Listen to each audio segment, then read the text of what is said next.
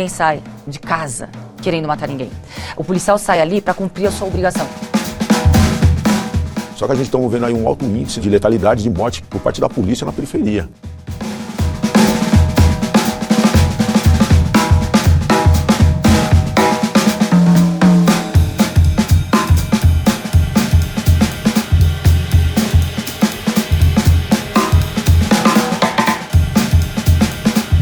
Eu coloquei que o nome dela é Elizabeth, 30 anos, o gênero musical sertanejo, filme favorito, pus Mágico de Oz. E a viagem inesquecível, Espanha. Tá, o meu nome é Raquel. Eu achei que você foi muito bonzinho. Eu tenho 47 anos. Meu gênero musical é pop. Meu filme favorito é O Segredo dos Seus Olhos. É um filme argentino. E a minha viagem inesquecível foi pro leste europeu. Tá, eu coloquei que seu nome é Adilson. Coloquei que você tem 54 anos. Matou. O seu gênero musical favorito é pagode. Seu filme favorito, Rambo. E a sua viagem inesquecível foi pro Nordeste. O meu nome é Maurício Monteiro, tenho 54 anos, pus aqui errado, Mentira. 53, porque eu fiz agora. Mentira! Eu fiz antes de ontem, então eu fiz aí da data antiga. O gênero musical, eu gosto de música black, mas gosto de pagode muito também. Acertei. E o meu filme favorito é Além do Futuro, um filme que eu assisti ele faz muito tempo, mas ele foi super significativo. E a minha viagem inesquecível foi para o Nordeste, foi para o Rio Grande do Norte. A primeira, para você, esse é o principal motivo que as pessoas entram para o crime. Eu coloquei que ela pensaria que seria a falta de vontade do próprio indivíduo. Para você, criminosos, mesmo homicida, não tem chance de recuperação. Aqui, para você, criminosos são vítimas da sociedade? Não, pois únicos responsáveis por seus atos. Sim. Então, na sua opinião, a criminalidade não irá diminuir no Brasil enquanto a punição não aumentar. Errou. Legal, fico até feliz. Viu? Isso é o mais próximo que você já chegou de alguém que cometeu um crime, atrás de uma mesa. Você colocou todos os dias? Eu coloquei todos os dias. Não, isso é mais atrás de uma mesa, então... Puxa, burocrata. Para mim, qual é o principal motivo que as pessoas entram para o crime? Existem alguns fatores, os endógenos e os exógenos. Os endógenos são os criminosos que já têm alguns problemas de psicopatia, que são aqueles serial killers, são aqueles que ou praticam crimes sexuais por exibicionismo, egocentrismo, deixam os crimes com assinatura. E tem algumas situações que são os fatores exógenos, a falta de oportunidades, infelizmente a situação em que as pessoas estão ali vulneráveis socialmente, ficam facilmente cooptadas pelas organizações criminosas, que são os grandes criminosos. Para mim, os criminosos, mesmo os homicidas, não têm chance de recuperação, porém depende qual foi a prática desse homicídio, se foi um homicídio circunstancial ou se foi um homicídio partindo de psicopatia de serial killers. Os serial killers, eu falo categoricamente, não tem chance de recuperação. O psicopata, ele não se recupera. Agora, se foi situações pontuais, claro que sim. Para mim, os criminosos são os únicos responsáveis pelos seus atos. Na minha opinião, a criminalidade não irá diminuir no Brasil enquanto não tivermos educação de qualidade, responsabilidade, oportunidades iguais, uma sociedade mais igualitária e representativa, não tivermos mais equilíbrio na sociedade. Isso é o mais próximo que eu cheguei de alguém que cometeu crime, todos os dias. Para você, o principal motivo por que as pessoas entram para o crime, eu coloquei igual, eu coloquei que ele pensaria como eu.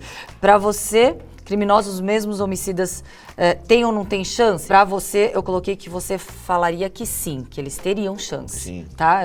Você. Sim. O número 3, eu coloquei que para você, que os criminosos são vítimas da sociedade, que você colocaria isso. Sim. Na sua opinião, a criminalidade não irá diminuir no Brasil enquanto não tiverem oportunidades iguais. Isso aqui foi o que eu escrevi, que você mesma falaria. Coisa. É a diferença social. Né? Qual é o mais próximo que você chegou a alguém que cometeu um crime? Eu respondi, não sei. Eu coloquei, não sei. Para mim, o principal motivo que as pessoas entram para o crime, eu penso na desigualdade social, né? Trazendo tudo praticamente o que você falou mesmo, também concordo. Para mim, criminosos, mesmo homicidas, têm recuperação. Eu acredito na recuperação das pessoas. É claro, trazendo todo esse ponto de vista que você trouxe, eu concordo com você plenamente também, não discordo não, que o argumento é só que se, por exemplo, você está fazendo um trabalho, né, muitas vezes você não tem acesso a todas essas informações, então se você pensar simplesmente na amplitude, você acaba perdendo quem poderia sim ser, tá ligado, ser beneficiado ou ter uma recuperação através de algum trabalho que a gente vai se fazer, né? Perfeito. E para mim, criminosos são vítimas da sociedade?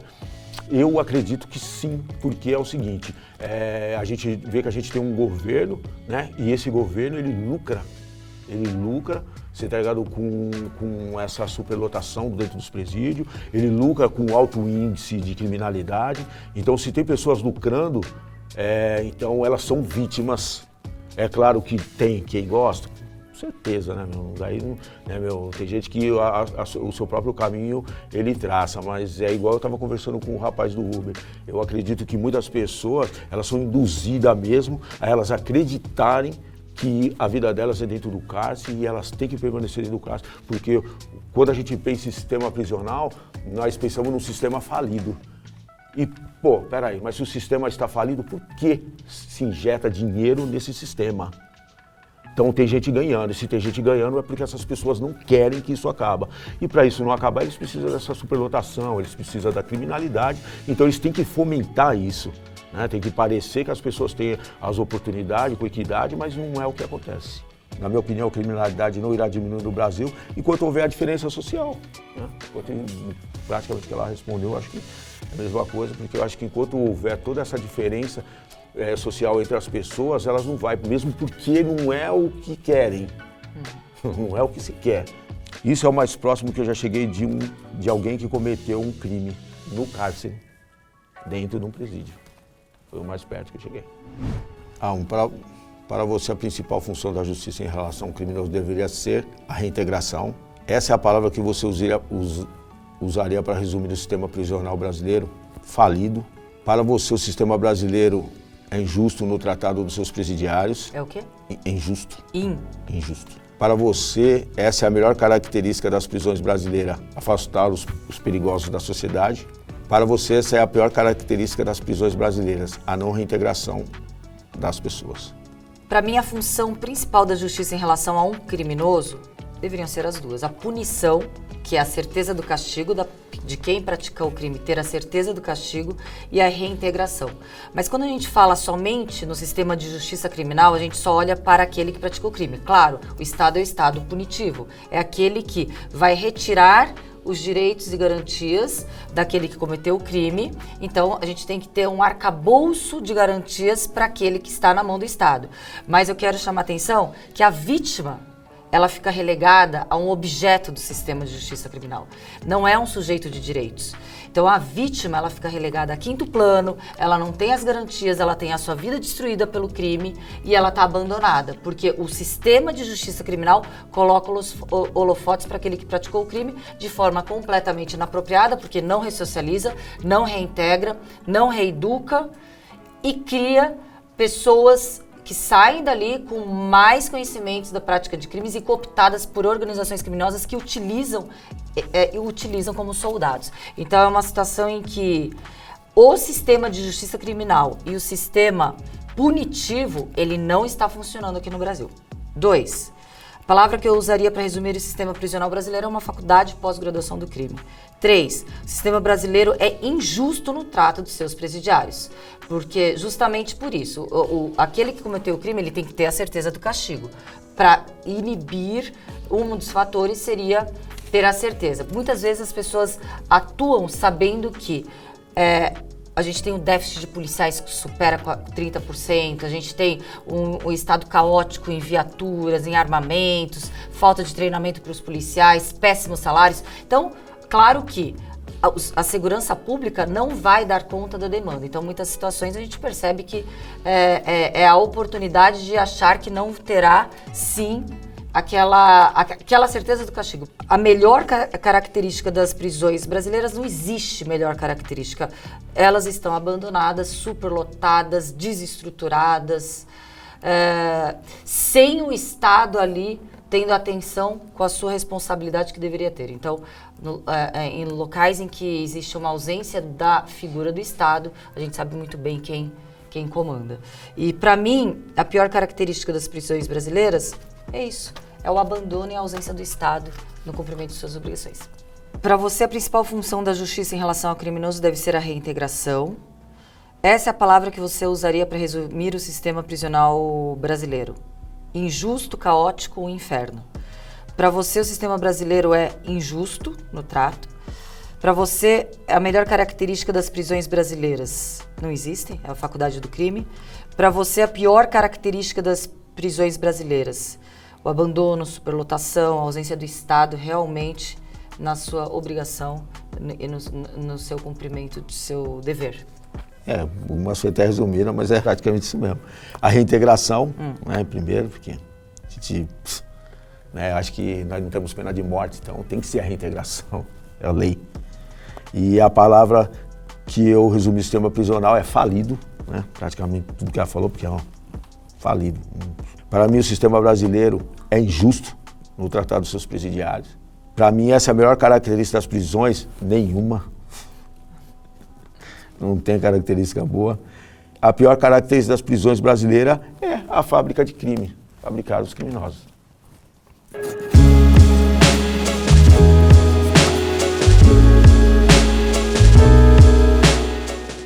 Não cheguei a identificar, mas eu imagino que é uma pessoa que deve trabalhar com a segurança pública, né? Eu imagino isso. Ou você... É porque eu já sei que pode ser antagônico, mas você tem uma característica de ser jogador de futebol. Talvez você tenha cumprido, sim, você tenha entrado no sistema prisional, mas a forma como você fala, você também parece muito os policiais penais, que estão dentro do sistema, mas atuando ali, realmente, você tem um conhecimento amplo, você fala bem. Então, eu fico na dúvida se você integra o sistema prisional como um policial penal ou você já cumpriu realmente pena, né, em regime fechado. Sim. Eu sou delegada de polícia e hoje eu estou como representando os delegados de polícia do Brasil. Meu nome é Maurício Monteiro e eu sou um sobrevivente do cárcere. Fiquei preso 16 anos. 16 anos? Sou um sobrevivente do massacre da Casa de Detenção de São Paulo. Eu estava lá no Carandiru? No Carandiru, em 1992. Hoje eu sou formado, né, em gestão ambiental, sou formando... Sociólogo? Não, gestão ambiental e sanitária pela FMU. Sou formando em educação física. Acertei que é jogador de futebol. Mas eu gosto de boxe. Gosta de boxe? Também. Eu dou aula para molecada. Inclusive tenho um projeto social, faço parte do Instituto Resgata Cidadão, faço mediação no Espaço Memória Carandiru também, que era um museu que tem lá. E no Museu Penitenciário também faço mediação lá também. Hoje a vida é totalmente, né, em prol de trazer para as pessoas outra visão, né? A vista do ponto, inclusive, até nas minhas falas, nas minhas palestras que eu faço, né, para a faculdade, para as escolas, Fundação Casa também, eu trago a vista do ponto, né? Eu trago aquela vista que as pessoas, muitas vezes, elas não conseguem ver, né? E muitas vezes ela é assim, eu penso que o Estado, ele fomenta todo esse aparato, porque ele precisa da justificativa de gasto. Porque quando fala a falta do Estado, eu não penso assim. Eu penso que o Estado está presente. Você acha que é proposital? É proposital. A formação do crime organizado, ela foi proposital também, porque o Estado, ele tem muito dinheiro, o Estado está em todo lugar. Então, a ausência dele é que favorece ele. Isso faz sentido porque era o que eu ia falar nessa primeira questão aí que a gente estava como definiria o sistema, o presídio, a delegacia, é justamente um abandono no investimento que é uma obrigação.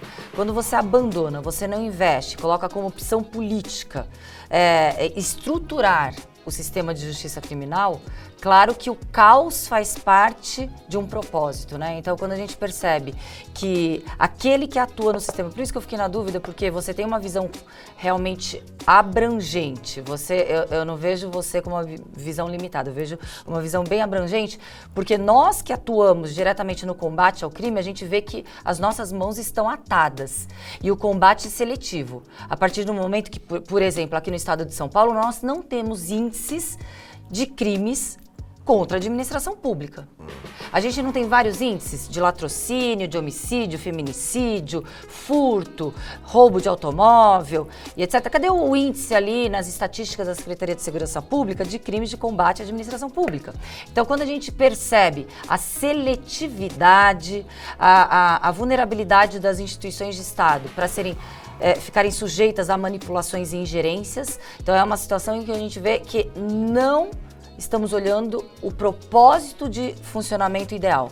Então, eu concordo com isso. E tem mais uma, né? Eu vejo, assim, até quanto à punitividade, tipo, a pessoa puta vai atrás, só que a gente está vendo aí um alto índice, né, de letalidade, de morte por parte da polícia na periferia. Molecada, elas estão sendo assassinadas, meu. A molecada está sendo assassinada. Não, então, é assim, se chamar uns números, a gente vai chegar lá. É preto, pobre, periférico, é a maioria. E eu acho o seguinte, tá ligado? Eu acho que todo esse respaldo de bandido bom é bandido morto, traz essa visão para periférico, porque a gente tem que entender, porque o nosso Estado, que nem você falou, ele é seletivo, certo? Então ele é segregacionista, ele quer segregar aquelas pessoas, né? Então quer dizer, quem serve para ir para o presídio, vai para o presídio, quem não serve, nós assassinamos. Mas o que acontece? A atuação hoje da polícia, ela está extremamente limitada. Claro que a gente está falando na época de ditadura militar, de excesso de abusos, um pêndulo que a gente via que as pessoas elas não tinham o aparato ali para serem investigadas ou colocadas no cárcere. Antes, na Constituição de 88, virou o pêndulo. Hoje o policial ele é colocado em xeque a todo instante e eu não acho correto você generalizar toda uma categoria de pessoas que estão trabalhando também, que vêm da periferia e vão ser policiais. Aqueles soldados da Polícia Militar que ganham péssimos salários também vieram da periferia. Não, no entanto que os números mostram que a maioria dos policiais mortos também são pretos. Sim, é isso que eu ia falar. E é preto que morre na periferia. Isso que eu ia falar, que está lá no confronto então? E quem está em cima não está tendo um olhar de atenção, porque se existe um erro... Não, mas se existe um erro, é mais fácil colocar o erro naquele que está na ponta e ele responde, você falou letalidade. E a letalidade policial, os policiais que morrem e confrontam em combate, os policiais que estão realmente paraplégicos, que estão saindo de casa, porque assim, o que eu posso afirmar... são os que estão no trabalho, né? O que eu posso afirmar para você... categoricamente, porque o meu marido também é policial e ele vai pra rua, que ninguém sai de casa querendo matar ninguém. O policial sai ali para cumprir a sua obrigação. Então, assim, a gente vê o circo pegando fogo ali embaixo e falta de medidas fáticas que solucionem o problema do crime. A gente tem que ter uma estrutura, não é só falar em justiça, a gente tem que ter uma estrutura social que a gente não tem, a desigualdade cada vez mais latente. E mais ou menos assim, claro que eu tenho os posicionamentos do meu lado, como eu atuo, como eu penso, mas eu entendo e compreendo o que você fala e é justamente isso que faz com que eu formule a minha visão. Porque eu penso, doutora, que é o seguinte, o simples fato do Estado ter tudo que ele tem. Quando eu falo Estado, né, a gente não fala de um robô, a gente fala de um sistema, a gente fala daquelas pessoas que compõem aquilo, né, que estão lá em cima. A falta de vontade, né, nem ausência, é a falta de vontade, porque lucra com aquilo. Né? E a partir do momento, os próprios policiais mesmo, que nem você falou, quando eu falo, infelizmente, eu classifico como a maioria, eu nunca falo total, porque, né, assim, eu fui salvo por um policial, no massacre da detenção, o tenente não deixou os caras me matar, juntamente com os outros da minha cela. Então, eu sempre na minha fala eu trago, não que eu acredite que eles sejam bonzinhos, eu acredito que eles, por exemplo, subiram no segundo andar matando muito, então chegou, os caras falaram, pô, vai matar todo mundo, não vai se ferrar, então, poxa, até por uma questão de... Só que eu vi ele falando, não mata aí não mata aqui, então Posso quer dizer... Posso perguntar qual foi o seu crime? Meu crime, eu estava no sequestro seguido de extorsão e posteriormente veio um homicídio para mim. Foi sequestro? Sequestro e extorsão. Na época era, né? E você tinha quantos anos? 90. Não, você. 19 anos. Então você nem sabia o que você estava fazendo. Para mim, um dos crimes mais... Não sabia. Que você a gente... Sabe assim, doutor, eu fiz não parte... Não foi você que inventou, não foi você. Você foi cooptado. Sim, não. É assim, sabe quando eu entendi o porquê eu entrei no crime, eu consegui parar com o crime. Eu parei dentro de um presídio, trabalhava na biblioteca. E eu entrei pro crime por revolta. Porque a polícia matou um irmão meu. E esse irmão meu, então, sabe, não que se justifique, mas é isso que as pessoas têm que entender. Todo mundo que está no crime tem um motivo. Não justifica. Ninguém está falando, justifica. Não, justifica. Mas quando a gente consegue entender esse motivo, a gente consegue Mas tentar deu consequência à morte do sequestro, não? Não, o cara ficou na casa dele, né? Até não que justifique e tal, mas no fim da história ele acabou ficando até dentro da casa dele lá, deu super certo. Só não deu certo gastar o dinheiro, né? Que ainda foi preso. Mas... a gente entendendo que quando a gente consegue pensar o porquê, aí a gente consegue intervir, que vem até no caso que a senhora falou também, e eu concordo plenamente que o Estado ele deveria de assistir os familiares, assistir essas pessoas, por quê? Para diminuir esse índice de não de volta dessas pessoas para o presídio, mas até de cometer o crime, porque muitas pessoas falam assim, cometer o crime é problema dela, mas ela não entende que a pessoa vai cometer o crime, quem vai ser a vítima? Será que é sua mãe, seu pai, seu filho? Então, cara. Então a gente tem que procurar entender quais são esses motivos, o que está acontecendo para a gente interceptar para que essa pessoa não cometa o crime. Então ela não vai sofrer como cometendo o crime e nem ser ligado àquela pessoa que vai ser a vítima. Essa ausência... Eu estava conversando outro dia e os grandes talentos esportistas eram ali selecionados dentro das comunidades. E aí eu estava falando com um técnico, um dia desses, um técnico de futebol, essa primeira categoria, sabe? Que começa, 12, 13 anos. Falou, infelizmente, o esporte está chegando depois do crime. A criançada já está sendo cooptada pelas organizações criminosas. Então, quando a gente vê todo mundo sendo instrumentalizado e ali em cima o combate que deveria ser efetivo para desmantelar as organizações, para os líderes, e a gente só apaga incêndios, só produz números, isso não está correto, isso não está certo. Eu estou falando em cadeias de organizações criminosas. Quando eu escuto falar que o crime organizado está cooptando os menores, eu fico pensando, né? E a senhora, como trabalha com isso também, quantos menores que a gente vê batizado no comando? Vamos falar do crime aqui. Nenhum. Quando as pessoas falam, você está ligado, de maioridade penal, é um tiro no pé. Isso é um tiro no pé, por que um tiro no pé? Por exemplo, eu, na minha experiência dentro do cárcere, eu sei que quando colocar esses menores lá dentro, o que vai acontecer? E muitas vezes eu fico pensando nisso, o próprio crime organizado, ele tem essa visão, no entanto que eles não batizam, eles não colocam na caminhada, copita, aviãozinho, leva aqui, isso aí... Tá ligado? Porque até para aquele menor ali, o herói é esse, e a maneira mais fácil de se ganhar o dinheiro para aqueles menores é essa, né? Mas eles não estão ali com aquele papel, com as mesmas responsabilidades que o crime organizado tem, você tá ligado? E tem colocada pelo próprio governo, porque é o próprio governo que deixou criar isso daí. Não, mas tem alguns, assim, eu não acredito que a solução seria colocar os menores dentro do sistema carcerário de adultos, mas eu vejo menor que sabe que existe impunidade para o menor, dando tiro na coluna de pai de família, e eu já fui em hospital vendo pai de família, porque tem uns 16 anos, vai lá, dá um tiro para roubar a moto do cara, tá lá no hospital... paraplégico, matando, dando tiro na cabeça, porque eu vejo que o menor, ele não tem um filtro também, ele sabe que a impunidade para ele está latente, existe impunidade, deu 20 anos, está fora, então é uma nova linguagem, uma nova leitura para também aqueles que têm crimes hediondos correlatos, que são os atos infracionais, também a gente vê injustiça. Muitos praticam crimes muito mais graves do que adultos, e sabem que não vão ser punidos. Sim, aí eu concordo. A perversidade é absurda, quando a gente vê ali, né? Então, mas aí que tá, e aí é o que eu sempre falo, puta, uma minoria pela uma maioria, porque a gente, vamos imaginar... Concordo. Vamos imaginar, doutora, se cata esses menores e coloca eles dentro do presídio. Não tem como, teria que ser Chegou outra lá, forma. os professores tá tudo esperando. Não. Aí, vamos fazer uma imaginação rápida.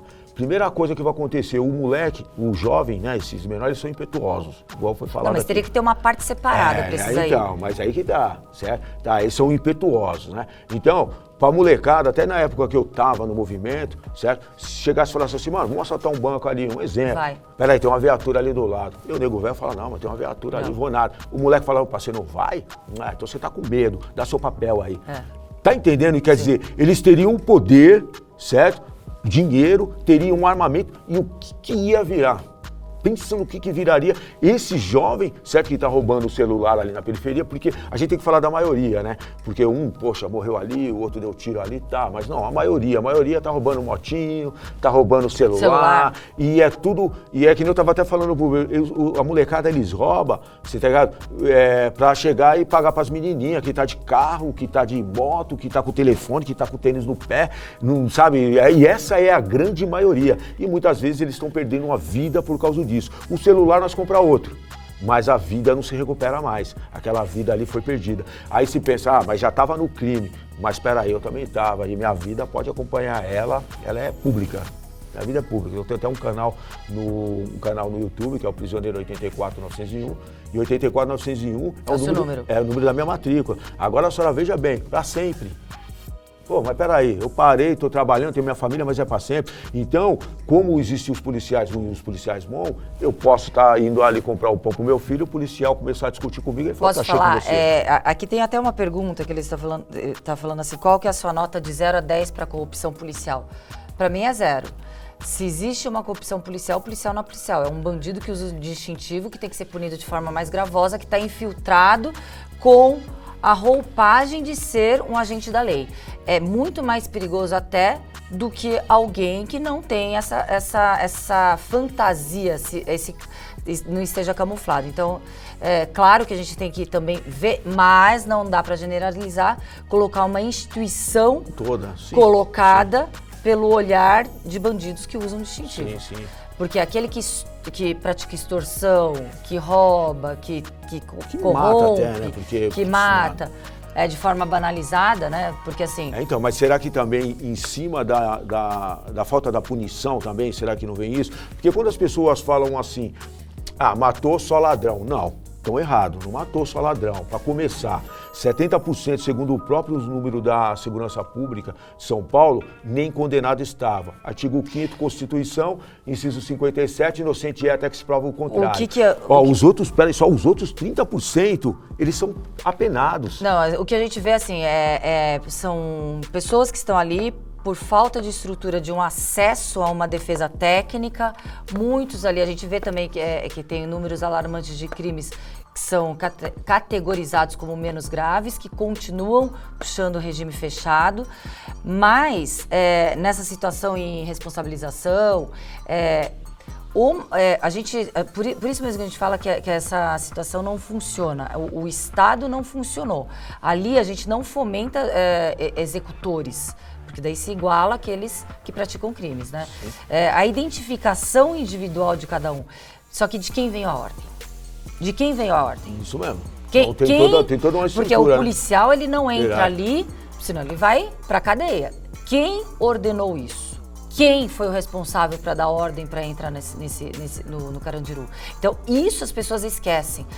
Esse holofote no crime organizado também, que só pega aqueles mini traficantes de varejo, a responsabilidade do caos, de algo que deu errado no sistema de justiça criminal, também naqueles que são os operadores, que são os policiais, que são os soldados, mas quem? Cadê a responsabilização de quem comandou? Porque o comando partiu de alguma parte. E a gente não vê. Né? Não viu, né? No entanto que já até faleceu um monte. Só que a gente pensa o seguinte, né? Se alguém tivesse falado entra e mata, duvido que não tinha saído isso daí, né? Mas entra e acaba com a rebelião. Ponto. Aí quer dizer, agora você entrar, você tá ligado, e matar numa situação, porque assim... Mas agora, outra coisa que eu sei, dentro também do presídio, a gente vê situações extremamente injustas e de olhos fechados.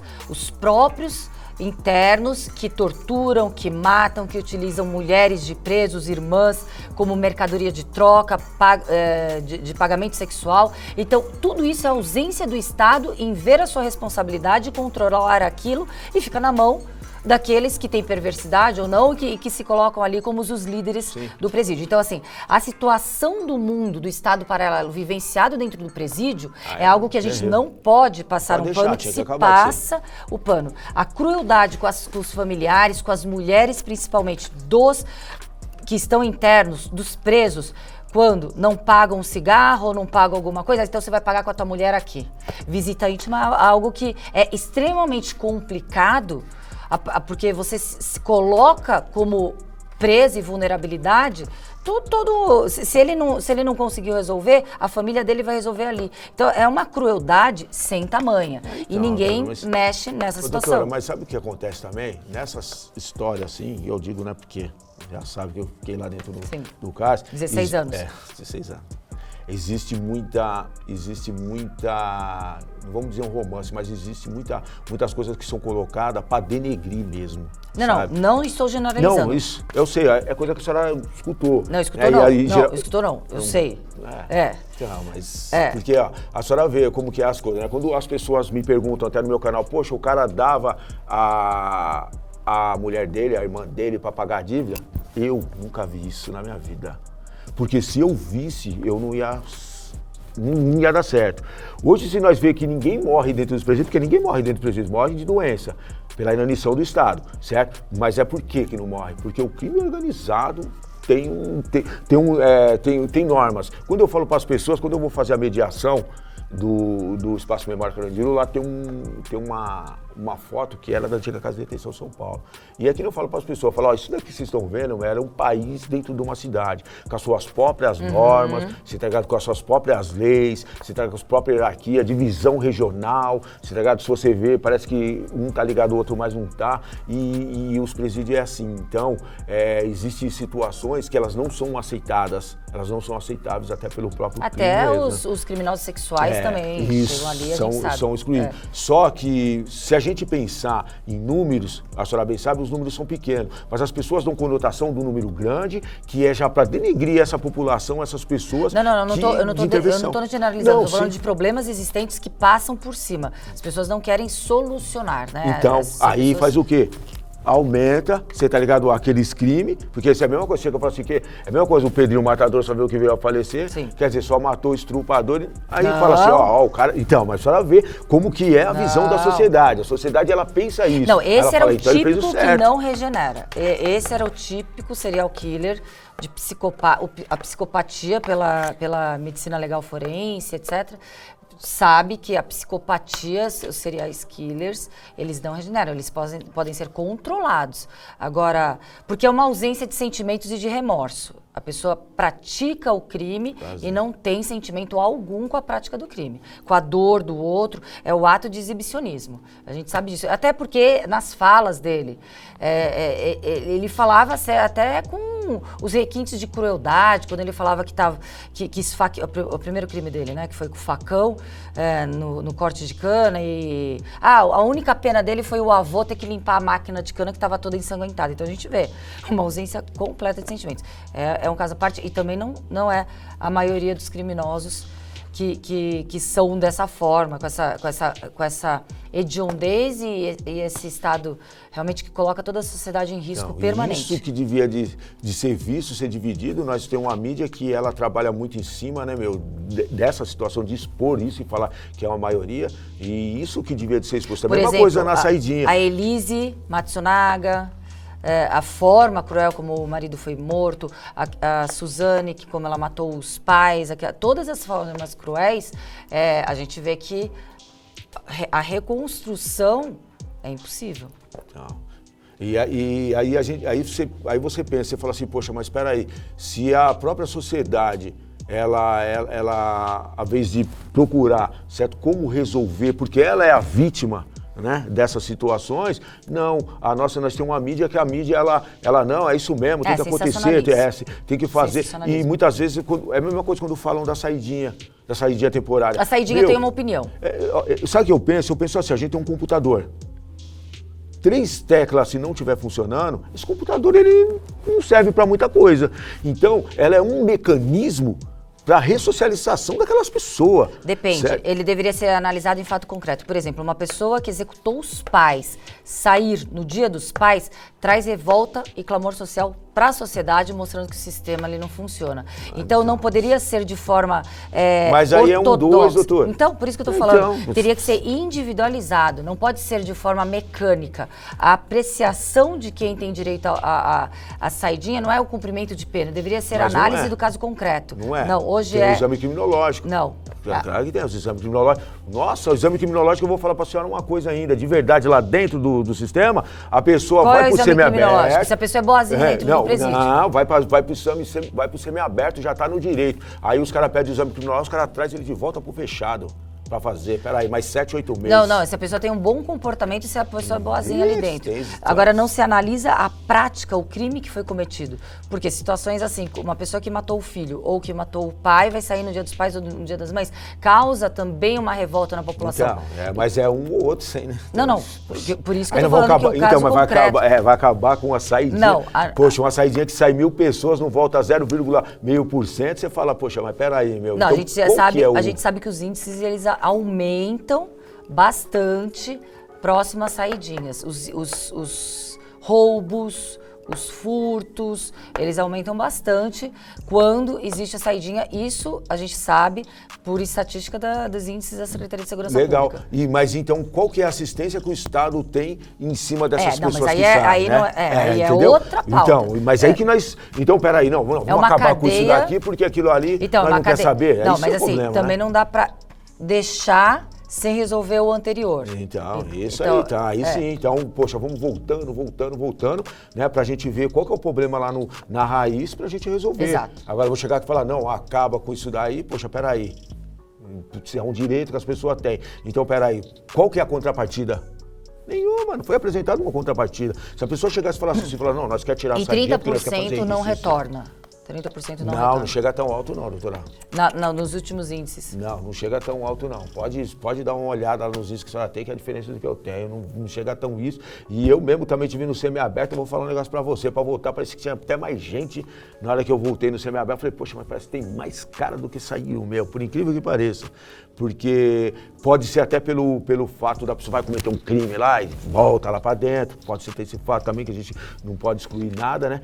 Mas muitas pessoas, quando elas já se encontram no semiaberto, o pensamento é outro. A gente tem que entender que é a maioria, meu. É a maioria que pensa sim, você tá ligado, em se reintegrar, porque ressocialização é comediagem, né? Porque se a pessoa não foi nem socializada, como que ela vai ser ressocializada? Gostei disso, verdade. Pensa Gostei dessa... Você fala, cara, então a reintegração dessas pessoas na sociedade, né? E eu, por exemplo, eu faço palestra na escola, faço na Fundação Casa. Quando eu vou na Fundação Casa, doutor, puta que pariu, eu olho aqueles moleques, eu não acredito, eu olho pros moleques e falo assim, mano, olha para os caras que estão do seu lado e vê a cor desses moleques. Você vê um branco, 2 brancos dos moleques, você fala, puta, mano, mas será que me trouxeram numa unidade? Aí você vai em outra, a mesma coisa, você vai em outra. Esse fator de desigualdade social e de falta de acesso, é claro que a gente vai falar em vários aspectos também, a forma como a gente, como o Brasil foi, né, construído. Isso é fato. Já vem de lá. Isso é fato. Mas eu tenho um olhar também... O olhar, inclusive, eu sou uma das autoras do Estatuto da Vítima, em que o holofote, ele relega a vítima que tem a vida destruída, que tem um pai de família executado, que tem uma mãe de família desestruturada, que tem filhos que são mortos banalmente. Então, você está vendo que nem do lado daqueles que estão com ausência de um acesso social, de uma proteção social do Estado, estão ok, e muito menos as vítimas que hoje estão amedrontadas e vulneráveis dentro das suas próprias casas, porque hoje a polícia não pode também, o soldado que está ali, ele não pode abordar um suspeito mais, isso eu falo. O STJ recentemente falou, se uma pessoa está suspeita andando na rua, ela não pode ser abordada, vai ser uma abordagem ilegal, porque tem que estar ostensivamente mostrando armas ou drogas. Significa o quê? Um traficante que estava com mais de 200 quilos de drogas, né, em sua posse, né? A mochila que ele estava, porque ele estava em frente à residência, a prisão dele foi anulada, foi um caso paradigmático ano passado, porque houve ilegalidade na abordagem. Mas vamos falar hoje. Hoje, quem sai nas ruas tranquilamente, numa Avenida Paulista, numa Faria Lima, numa rua da periferia, numa rua aqui próxima de onde a gente está, falando no celular ou com a bolsa, hoje o cidadão está amedrontado. E o policial está com as mãos atadas, aquele policiamento preventivo ostensivo, porque ele não pode abordar. Então é uma situação que não está funcionando, não está agradando ninguém, as pessoas estão amedrontadas em casa. Eu vejo idosas que são roubadas de forma covarde. A covardia está cada vez mais fazendo parte daquele que pratica o crime. Aquele que pratica o crime não interessa se ele vai dar um tapa e jogar a idosa no chão, o idoso no chão, o tiro que ele dá na cabeça da pessoa, isso a gente vê também cotidianamente. Então, é necessário, claro, que a gente tenha várias visões para a solução do problema. O problema está aí. Não é muito ortodoxo, não é muito pragmático. Vamos resolver este lado, porque só esse está errado e esse está correto. Não tem como ser assim. Sim. Não tem, porque a gente está vendo que está tudo caminhando para o caos. E eu sei o quanto as vítimas chegam ali chorando, desestruturadas. A alma que fica, não é só do crime, a alma do crime daquela vítima fica marcada pro resto da vida, que essa vítima nunca mais vai ser a mesma pessoa. Crimes... sequestro é um dos mais cruéis, crimes sexuais em que a mulher fica subjugada, sendo estuprada, estupro coletivo, é uma série de mortes, latrocínio, e a gente vê o governo falando o tempo todo, baixaram os índices de homicídio, mas não é isso que amedronta a população. Ninguém sai de casa falando, você hoje vítima de homicídio, a pessoa sai de casa, eu vou ser vítima de um latrô. Por quê? Banalmente, a pessoa, o ladrão vai matar para pegar o celular e o tênis. Vai, porque a gente sabe que está acontecendo isso. Então, assim, não existe mais regras, leis, ética e noção de humanidade para nenhuma parte. Eu concordo com a senhora que há esses crimes mesmo, mas acho que a gente tem que chamar nos números, e os números seriam muito precisos para mostrar a quantificação desses crimes hediondos, bárbaros, né? Tem muitos, bárbaros, a gente está lá no site, só puxar lá na Secretaria de Segurança. É que assim, às vezes a pessoa fala assim, pô, vocês não pensam na vítima, claro que nós pensamos, mas aí que tá, porque tem as pessoas, por exemplo, que nem a senhora, e outras que pensam nessa vítima, certo? Então, legal, então se vocês estão pensando na vítima, não pode deixar pensar nas outras pessoas que também passam a ser vítimas. Mas você sabe que as vítimas não são sujeito de direito, as vítimas não têm proteção, a gente não tem o estatuto de proteção à vítima, a gente não tem auxílio para a vítima até hoje. Por quê? Porque o sistema de justiça criminal ele foi desenhado para deixar aquele que pratica o crime como protagonista, como sujeito de direitos, inclusive, para as garantias constitucionais ali de direitos humanos olharem para ele. Por isso que a pecha dos direitos humanos fica, direitos humanos, só quem defende direitos humanos são os criminosos. Não, os direitos humanos eles são abrangentes, mas a vítima ela fica abandonada sim. Ela não é sujeito de direitos a partir do momento que ela só serve para ser testemunha. Ela só serve para ser testemunha. Cadê o aparato do Estado de uma vítima? E não só de crime. Daí eu falo de desastres naturais, de enchentes, de grandes tragédias. O Estado peca, mas peca porque quer, A vítima, ela é abandonada. A vítima é abandonada. Então a gente tem que... E aí quando a gente fala de crime, é inevitável que a gente dissocie. A gente não pode dissociar o crime e a vítima. A principal prejudicada, destruída, a consequência mais perversa e cruel é para a vítima. Sim. É para a vítima que toma um tiro na cabeça e de repente perde a plenitude das suas faculdades mentais e fica vegetativa. É aquela que toma um tiro na coluna e que fica paraplégica, tetraplégica. Essas vítimas, e que morrem, várias morrem. Então, essas vítimas, a gente não vê imprensa, a gente não vê sociedade, a gente não vê movimentos falando dessas vítimas. Aí eu vejo na imprensa, eu não vejo. Né? Eu vejo os caras meter o pau e ainda falando, tem que matar, pontual, tem que matar mesmo. Pontual. Então, mas a gente não vê movimentos da organização. E aí eu volto social. àquele, então, mas aí os números, né? Porque muitas vezes o latrocínio, poxa, a gente está falando de uma cidade de São Paulo. Não, a gente está falando de São Paulo, mas não é todo dia, Nordeste toda hora é altíssimo, Centro-Oeste. A gente tem números altíssimos, até homicídio, né? Altíssimo. Agora precisa ver, em cima desses, ou a morte do moleque que roubou um celular ou que roubou uma moto, ela é justificada. Simples assim. A sociedade fala, não, robô tem que morrer mesmo. Não, a gente tem que solucionar o problema de uma forma abrangente. Então, isso é o concordo não de forma pontual. É uma solução que ela deve ser estruturada para funcionar para outras situações e que não aconteçam, né? E e toda a justificativa da incursão de polícia, tudo é guerra às drogas, né? A droga, puta meu, parece que os caras plantam a droga dentro da favela, parece que os caras fabricam os fuzil dentro das favelas, porque... Não, a rentalidade que a gente tem, a segunda maior do mundo é o tráfico de armas, só perde para o tráfico de drogas, a terceira é tráfico de pessoas, né? Para trabalho escravo, para exploração sexual e tráfico de órgãos. A gente sabe muito bem que as armas que estão na mão do crime são armas contrabandeadas, não são armas lícitas. Quem contrabandeia essas armas? Mercado internacional de tráfico de armas. Quando a gente vê um condomínio entrar mais de 100 fuzil, puta que pariu, mais do que toda a apreensão feita em várias favelas, não entendo mais nada, né? Então aí você fica, pera aí. Mas quem mora nos condomínios? Então, você entendeu? É aí que eu falo, você tá ligado? Então que tá tendo alguma coisa que ela é proposital.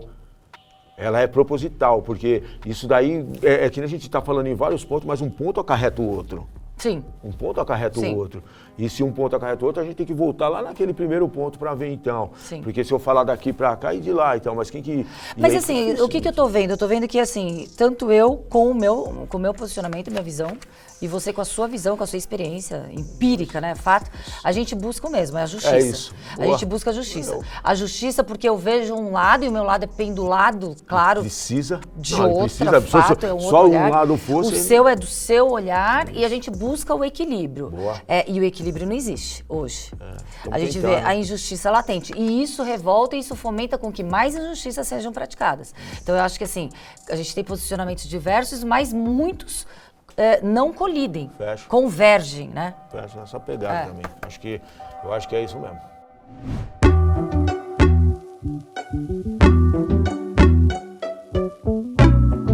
Eu provavelmente seria. Eu também. E ainda falei, jogador de futebol. Eu já imaginei que trabalhava com a segurança. Mas que era delegado ou investigador? Escreveu? Não, segurança pública, não promotora, imaginei. Advogada? Não, até juíza. Advogada? Não, pensei juíza. Não, advogado não. Advogado não, mas pensei juíza, assim. Depois de conhecer as suas respostas sobre esses assuntos, eu provavelmente seria sua amiga, inclusive numa atuação entre organizações, porque hoje eu sou sócia fundadora do Instituto Pró-Vítima, sou embaixadora do Instituto Pró-Vítima e a gente tinha que ter, sim, duas visões a respeito da proteção e a gente está lutando pela aprovação do Estatuto da Vítima. Tá certo, não discordo não. Mas eu só... De onde você leu tudo isso aí? Porque eu só depois que eu que estou falando sozinha. Se eu olhei aqui, eu provavelmente seria. Eu seria porque eu acho que pensamentos diferentes, eles trazem o conhecimento, né? Não traz divergência, traz o conhecimento. E eu acho que isso é super necessário para muitas vezes a gente olhar para um lado que a gente não está olhando, cara. E as pessoas, geralmente, que estão do nosso lado, elas também não estão olhando. Só veem o que a gente vê. Porque para outras pessoas eu acho que as pessoas que são caricatas ou muito radicais são as pessoas que não vivenciam o que é realmente o crime. Aí você traz estando de qualquer lado. Você traz uma nova visão para essas pessoas, as pessoas, elas têm um outro modo de entender. Certo? É bem o que eu falo quando as pessoas vêm falar, não, porque isso daí vem e tal, tá, eu até entendo, mas, por exemplo, eu não sou expert, não estudei história, então eu falo, não, cara, legal, obrigado, mas então agora que eu tô sentindo, então e aí, eu tenho que resolver isso agora. Não dá para mim ir lá no passado e tal, eu entendi, mas como que eu faço agora para amanhã os meus filhos não sofrerem isso daí? Porque eu sempre penso assim, eu penso nas crianças, penso nos meus filhos, você tá ligado? Quando a gente vê algumas situações que o Estado fala que vai fazer, que deixa de fazer e a gente não vê acontecer, você fala, pô, mano, mas tal, como que eu vou fazer? O fato da senhora ver, por exemplo, eu sou uma pessoa que tirou uns dias, tenho todo, depois vamos levantar, vai falar, ó o neném aqui, o Maurício. Ladrão. Eu dou até risada porque uma amiga minha, ela era policial, ela chegou lá em casa, só que ela não tinha falado, ela me conheceu, nós pegamos uma amizade. Ela não sabia? Não, ela sabia. Mas eu não sabia quem ela era. Aí o namorado, ela era policial? Ela é. Aí o namorado dela chegou e falou assim pra mim, puxa, mano, ela tá com vergonha de falar. Aí eu falei, aí ela chegou em casa, Oi, Maurício. Eu falei, o que é? Blitz? Tá invadindo a tela, começando a risada. Então é isso, cara. É você construir, você tá ligado, relações, pontes, para que outras pessoas não tragam.